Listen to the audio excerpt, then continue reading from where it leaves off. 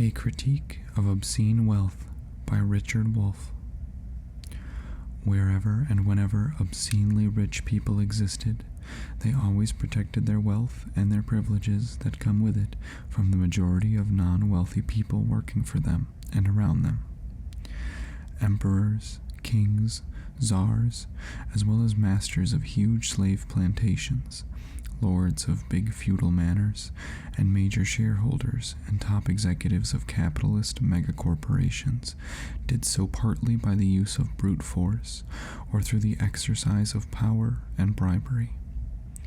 All of them also used ideological persuasion, but none more so than capitalists today. And while, quote, the weapon of criticism can never replace the criticism of weapons, according to Karl Marx, a critique of capitalism's obscene wealth today and its ideological justifications is arguably much needed. One attempted justification argues that obscene wealth is society's reward for those people making crucial contributions to social welfare and progress. Billionaire Elon Musk, for example, contributed the electric car, some would argue. Billionaire Jeff Bezos offered the speedy ordering and delivery of goods. But Musk's electric car was a late step in a long evolution of electricity, batteries, and automobiles. Constituting that evolution were many contributions by many people along the way. Musk's contribution was impossible without, and thus dependent on, all those prior contributions. Rewarding contributions and contributors justly would entail rewarding them all, not exclusively Musk. Doing the latter is manifestly unjust and unjustifiable. The relevant parallel here is a village battling to escape flooding from a nearby river's impending overflow. A subset of villagers gather to dig sand, acquire sandbags, fill them with sand, and then pass them forward, from person to person, so that the last person standing closest to the river, named Elon, can pile bags on the river's bank. A grateful village collects $10,000 to reward those responsible for the happy outcome, no flood. The check for $10,000 is handed to Elon, rewarding in this way, rather than sharing the reward among all those who collaborated to produce the outcome, is more of an incentive to position a single person in a particular place rather than to work alongside all the fellow villagers who contributed to the outcome. Indeed, rewarding in that way will likely strike others as a disincentive to contribute from other positions. If they do not fill those other positions, thereby losing a chance for reward, Elon would lose his reward too. If contributors to the anti-flood effort compete for Elon's position, disrupting or delaying the effort, such competition itself risks enabling the flood and thereby depriving everyone of any reward.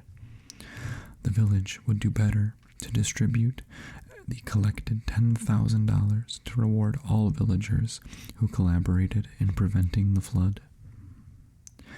Besides being unjust and risky, obscene wealth as an incentive is completely unnecessary. In many fields of endeavor across human activity, inventors and innovators regularly appreciate and welcome rewards that are not obscene wealth, yet are more than sufficient. Musicians, artists, farmers, factory workers, teachers, and many others have contributed innovative solutions to society's problems, large and small. These people were often driven by social accolades, applause, and approval, and rewards and prizes of modest size. For example, John Maynard Keynes, an economist, developed 1. A critique of private capitalism's instability, and 2. Monetary and fiscal policies to counter that instability that have been widely deployed since the 1930s.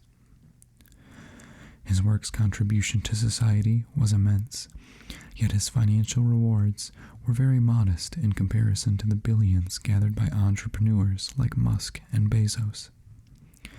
The Nobel Prize, which awards around $1 million each to its winners, is as great a reward as most economists can imagine.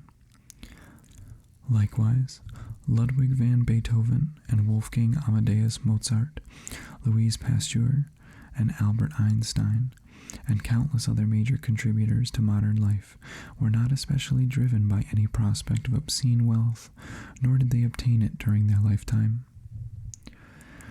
Not only are huge rewards unnecessary for invention, innovation, and progress, but inventions have also mostly been tangential to the accumulation of obscene wealth.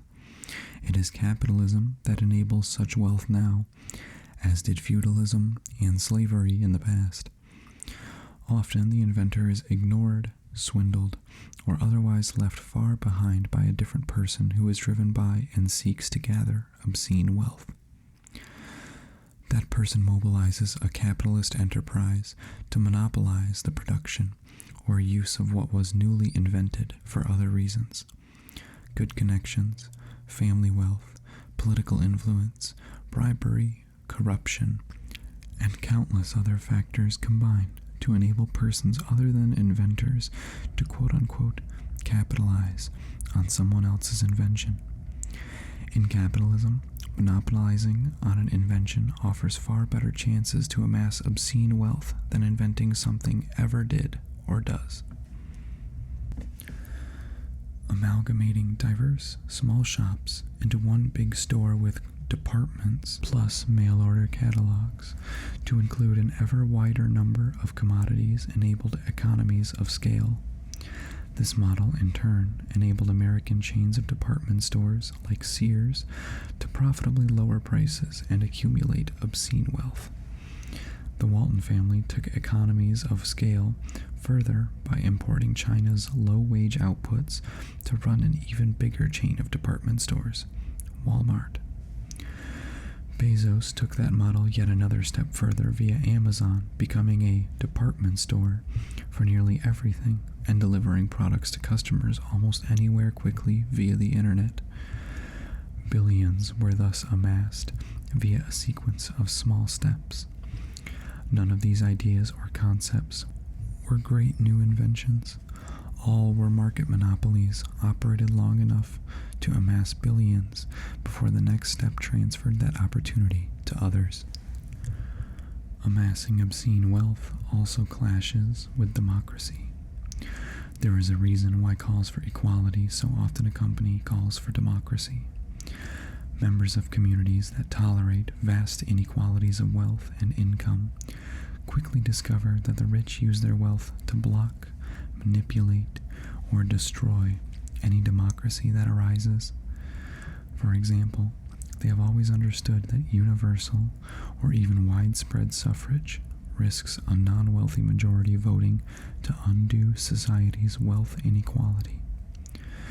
So the rich block democracy, prevent varying forms of democracy from acquiring any real content, or when pressed, subvert even those forms.